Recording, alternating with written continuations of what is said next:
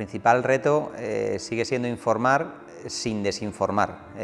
Creo que ahora, por toda la transición que hay desde que tú empiezas la comunicación del mensaje hasta que llega la transmisión de ese mensaje, se ha ampliado esa banda y se ha llenado de dificultades. Quizás las redes sociales es uno de esos canales que se han generado en medio que puede ser muy positivo y muy negativo, entonces yo creo que hay que tener aún más responsabilidad y más cuidado para cuidar mucho la información, darle siempre contexto. Tienes que intentar brindarle la información más veraz, más sencilla, más entretenida, más comprensible. La información desinformativa tiene el 70% más de posibilidades de circular que en plataformas que una información fidedigna.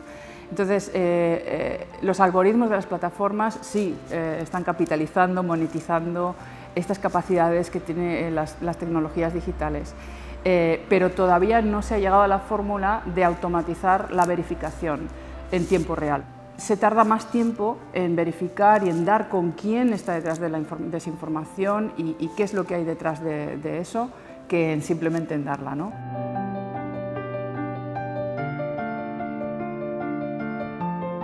Sobre la privacidad, es verdad que ese intrusismo genera una especie de riesgo para las personas, pero yo diría que el riesgo es de envergadura mayor. Voy a poner un ejemplo.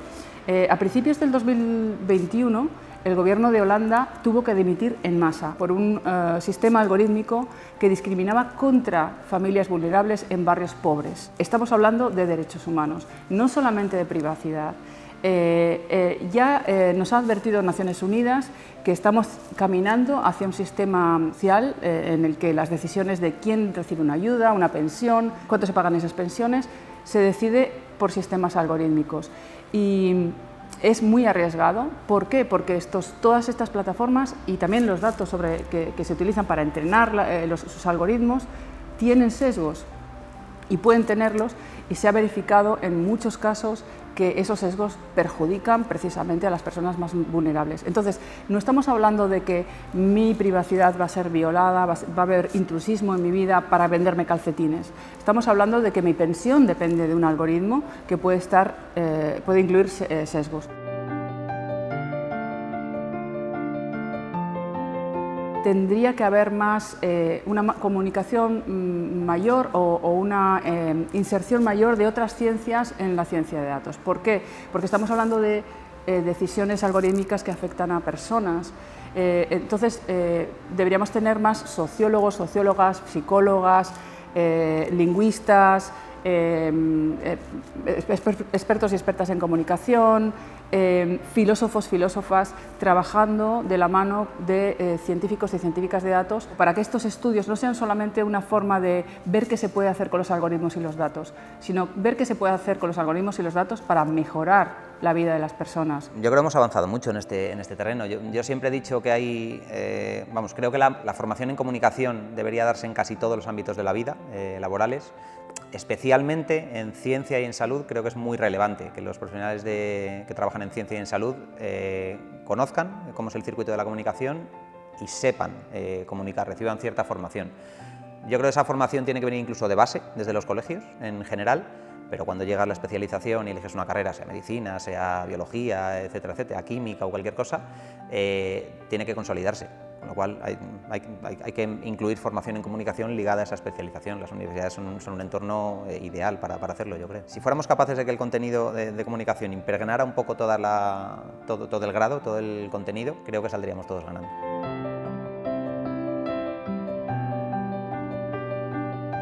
El periodismo especializado ha hecho un trabajazo durante la pandemia. Ha habido casos como Materia en El País, como la agencia SYNC, que es la agencia pública de noticias científicas, como medios tradicionales que tenían gente muy buena ya especializada trabajando para ello. Hay periodistas que en general lo han hecho muy bien, ¿no? Y además también hemos visto algunos estudios de las primeras visualizaciones periodísticas de los datos y cómo han ido evolucionando y mejorando con el tiempo para no alarmar, para no dar falsas expectativas o falsa información que podía ser malinterpretada. Entonces, el mismo periodismo ha ido también aprendiendo. Yo creo que en la pandemia nos habremos equivocado seguro, los medios y los comunicadores y los periodistas, pero hemos hecho buen trabajo y creo que de ahí podemos tener una buena base para seguir consolidando, siempre que los recursos que vienen de arriba de los poderes económicos y demás que llevan los medios de comunicación faciliten que se haga un buen periodismo de base, con recursos y demás.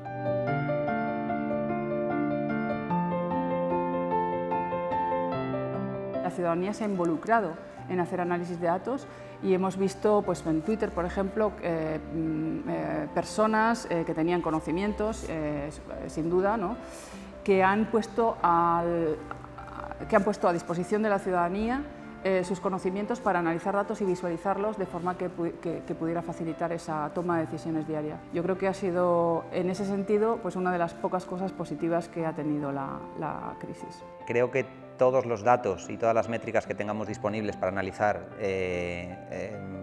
cuantas más y mejores, mejor podremos hacer nuestro trabajo, pero también creo que hay que manejarlas con cuidado. Creo que un exceso de información basada simplemente en datos, sobre todo si no tienes la capacidad y los recursos para meterle el contexto necesario, puede generar algo de ruido también.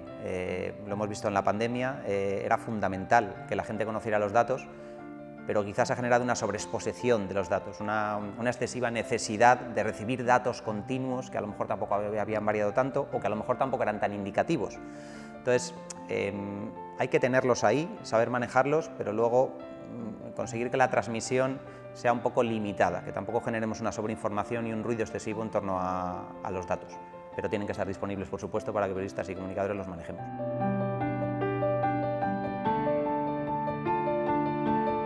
¿Qué hacen los estudios críticos de datos?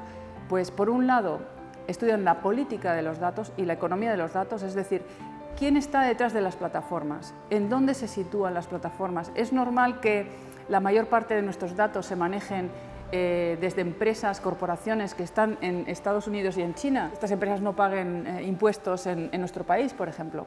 No solamente quedarse en el análisis de datos, sino ver qué consecuencias tienen las cosas para las personas. Eso es lo fundamental. Y yo creo que Deusto tiene la tradición y tiene también el talento para poder hacer esta suma de análisis de disciplinas y de perspectivas para generar cambio social, que es para lo que estamos en la universidad, si no, ¿para qué estamos en la universidad?